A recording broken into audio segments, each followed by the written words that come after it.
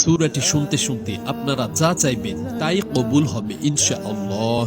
হ্যাঁ বন্ধুরা, আপনারা ঠিকই শুনেছেন। এই সূরাটি আপনাদেরকে শুধুমাত্র মনোযোগ দিয়ে শুনতে হবে, পড়তে হবে না। প্রিয় বন্ধুরা, পবিত্র কোরআনকে মহান আল্লাহ তাআলা আমাদের জন্য রহমত করে পাঠিয়েছেন। কোরআন তেলাওয়াত করা যেমন পুণ্যের কাজ, পাশাপাশি এর তেলাওয়াত শোনাটাও অত্যন্ত পুণ্যের কাজ। যেই ঘরে কোরআন তেলাওয়াত করা হয় সেই ঘরে অনবরত মহান আল্লাহ তাআলার রহমত বর্ষিত হতে থাকে। আর এই কোরআনেই রয়েছে সকল সমস্যার কার্যকরী সমাধান। প্রিয় বন্ধুরা, যারা কোনো কঠিন সমস্যা বা বালা মুসিবতে আছেন, কোনোভাবেই মনের আশা পূরণ হচ্ছে না, সংসারে ঝামেলা বা অশান্তি লেগেই আছে, অভাব অনটন ও দারিদ্রতায় ভুগছেন, অসুস্থতা আপনাকে দুর্বল করে ফেলেছে, তারা কষ্ট করে নীরবে এই অলৌকিক শক্তির সূরাটি শুধুমাত্র একবার শুনুন।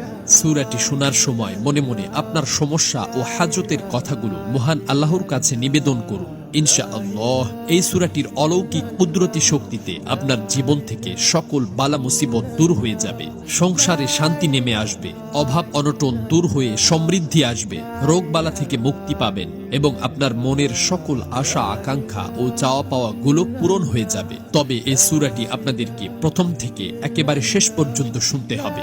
যদি অর্ধেক শুনেই চলে যান তাহলে কোনো কাজই সফল হবে না। মহান আল্লাহর কাছে দোয়া করছি, হে আল্লাহ, যারা কোরআনের এই সূরাটি মন দিয়ে শেষ পর্যন্ত শুনবে, আপনি তাদের সকল হাজত ও মনের আশাগুলো পূরণ করে দিন।